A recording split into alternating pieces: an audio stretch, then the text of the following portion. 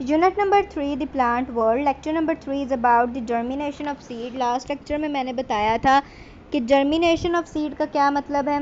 Germination of seed का मतलब ये है कि सीड जो है वो ग्रो कर कर प्लांट बन जाए। इस प्रोसेस को हम कहते हैं germination of seed. The process which involve a seed becoming a plant is known as the germination.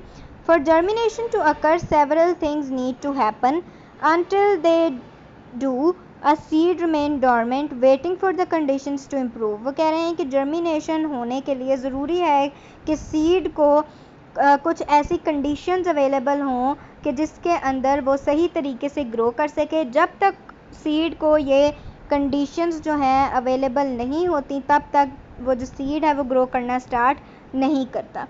It is like an animal hibernating during the winter waiting for warmth and food to arrive। ये बिल्कुल इसी तरह है जिस तरह के कुछ animals जो हैं वो हाइबरनेट कर जाते हैं। हाइबरनेट करने का क्या मतलब है कि वो छुप जाते हैं ज़मीन वगैरह के अंदर जो है वो चले जाते हैं। और क्यों वो ज़मीन के अंदर चले जाते हैं जैसे ही सर्दियाँ आती हैं, इसलिए क्योंकि वो अपनी बॉडी के टेम्परेचर को रेगुलेट नहीं कर सकते। वो उनकी बॉडी का टेम्परेचर जो है वो जैसे ही इन्वायरमेंट का टेम्परेचर चेंज होता है उनकी बॉडी का टेम्परेचर भी चेंज हो जाता है।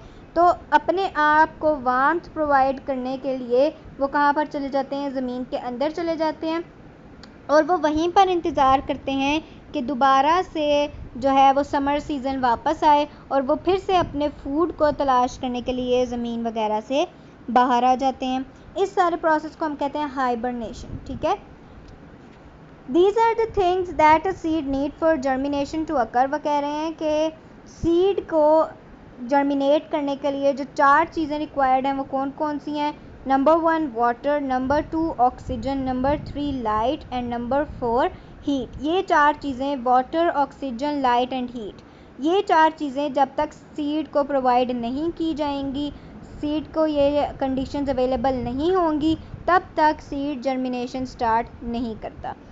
When enough of each of these 4 things is present, the following event occur। वो कह रहे हैं कि जब enough amount में जो है ये चीज़ें सीड को मिलती हैं तो तब जो है सीड जर्मिनेशन स्टार्ट करता है। अब इस डायग्राम में उन्होंने हमें दिखाया हुआ है कि किस किस तरह से सीड जर्मिनेट करता है और नीचे उन्होंने पॉइंट्स में इस सारी चीज़ को एक्सप्लेन किया हुआ है। नंबर 1 क्या है, the seed soak up the water from the ground. When the water enter the seed it break down the food that is stored inside the seed. वो कह रहे हैं कि सीड जो है वो सबसे पहले वाटर सोक अप मतलब एब्जॉर्ब कर लेता है अपने अंदर। ठीक है, ग्राउंड से वाटर को लेता है अपने अंदर, एब्जॉर्ब कर लेता है। जब ये वाटर सीड के अंदर जाता है तो वहाँ पर क्या करता है, ये वाटर जो सीड के अंदर जो फूड प्रेजेंट था और वो फूड किस फॉर्म में प्रेजेंट था, वो एक एंडोस्पर्म टिश्यू था जो कि एम्ब्रियो के अराउंड प्रेजेंट था और वो उस एम्ब्रियो को फूड और न्यूट्रिशन वगैरह प्रोवाइड कर रहा था। तो वाटर अंदर जाएगा सीड के और क्या करेगा, ब्रेक डाउन करेगा उस फूड को। ब्रेक डाउन करने का मतलब ये है कि उसको सिंपलर फॉर्म्स में कन्वर्ट कर देगा उस फूड को। That is stored inside the seed, जो कि सीड के अंदर स्टोर्ड था फूड, उसको सिंपलर फॉर्म में कन्वर्ट कर देगा, उस फूड को ब्रेक डाउन कर देगा।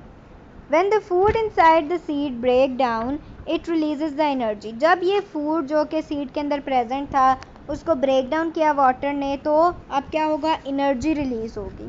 This energy causes the embryo plant to grow inside the seed. और यही एनर्जी जो है वो क्या करेगा, वो क्या करेगा कि वो कॉज करेगा कि जो एम्ब्रियो है वो सीड के अंदर ग्रो कर सके।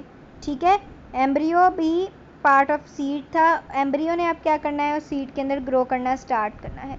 The embryo plant get too big for its seed and break through the case. और अब क्या होता है कि एम्ब्रियो जो है क्योंकि वो बड़ा हो रहा है तो एक पॉइंट वो आता है जहाँ पर एम्ब्रियो बड़ा हो जाता है और सीड कोट जो है वो छोटा रह जाता है। तो क्या होगा, क्योंकि वो अंदर ग्रो करने वाला जो प्लांट है वो बड़ा है तो वो उस सीड कोट को जो है वो ब्रेक कर देगा और उस केसिंग से बाहर आ जाएगा। This case has been soften by the water. और ये जो केस है ये कुछ हद तक जो वाटर क्योंकि एब्जॉर्ब कर लिया था इसने, तो ये कुछ हद तक जो है वो सॉफ्ट हो जाता है वाटर एब्जॉर्ब करने की वजह से। The first part of the plant to break through the seed are the roots. पहला पार्ट क्या होता है कि सबसे पहले जो सीड से जो चीज़ बाहर आती है वो रूट है, ठीक है। The roots grow downward and anchor the plant to stop it being blown और वॉश्ड अवे। वो कह रहे हैं कि पहला पार्ट, क्योंकि सीड सीड से पहला पार्ट रूट्स बाहर आ रही हैं, रूट्स ने क्या करना है, रूट्स ग्रो करती जाएंगी जो ग्राउंड है, जो सॉइल है उसके अंदर, और वो प्लांट को एंकर करेंगी, प्लांट को सपोर्ट करेंगी उस सॉइल के अंदर जाकर, उसको और मजबूत करती जाएंगी उस प्लांट को सॉइल के अंदर जाकर। किस तरह, जब वो जाकर रूट्स जो हैं वो पूरी सॉइल के अंदर फैल जाएंगी तो क्या होगा कि बेशक हवा चले या जो भी है वाटर वगैरह भी वहाँ पर आ जाए तो भी वो अपनी जगह से, वो प्लांट जो है वो इधर उधर मूव नहीं करता, वो फर्म अपनी जगह पर उस सॉइल के अंदर ही रहता है। The next part two emerge is the cotyledon. Cotyledon हमने पढ़ा था, कॉटिलिडन क्या है, कॉटिलिडन जो है वो सीड का लीफ है, ठीक है। अब कॉटिलिडन ने क्या करना है, पहले रूट्स बाहर आई, अब कॉटिलिडन ने बाहर आना है सीड से। The cotyledon has a shoot attached to it. अब उस कॉटिलिडन के साथ, जिसको हम सीड लीफ भी कहते हैं, अब उसके साथ एक शूट भी अटैच हो गई होती है, और वो शूट क्या करती है, वो ऊपर की तरफ ग्रो करना स्टार्ट कर जाती है। नेक्स्ट है, once the shoot break through the surface, light and heat from the sun enable the plant to start producing its own food. अब क्योंकि शूट जो है वो सरफेस से बाहर आ गई है और उसको सही अमाउंट में लाइट और हीट वगैरह मिलनी शुरू हो गई है सन से, तो अब क्या होगा कि वो प्लांट खुद ब खुद अपना फूड प्रिपेयर करना स्टार्ट कर देगा। The cotyledon leaves turn green, और जो कॉटिलिडन के लीव्स थे अब वो ग्रीन हो जाएंगे। Now the plant is no longer relying on the food in its seed, और अब जो है वो प्लांट उस फूड के ऊपर डिपेंड नहीं कर रहा जो कि उसके सीड के अंदर प्रेजेंट था। As it produces more of its own food, it grows more leaves, it also grows bigger and eventually produces seeds that eventually form the new plant। वो कह रहे हैं कि अब जो है, क्योंकि अब वो प्लांट जो है उस सीड के फूड के ऊपर रिलाई नहीं करेगा, अब वो खुद अपना फूड प्रोड्यूस कर रहा है, खुद वो अपना फूड प्रोड्यूस कर रहा है, तो और ज़्यादा लीव्स बन रहे हैं और ज़्यादा वो बड़ा हो रहा है, और इवेंचुअली एक स्टेज ऐसी आएगी कि जब वो प्लांट अपने सीड्स भी प्रोड्यूस करेगा और उस सीड से फिर दोबारा से एक न्यू प्लांट बनेगा। इसी तरह जो लाइफ साइकिल ऑफ प्लांट है वो जारी रहता है।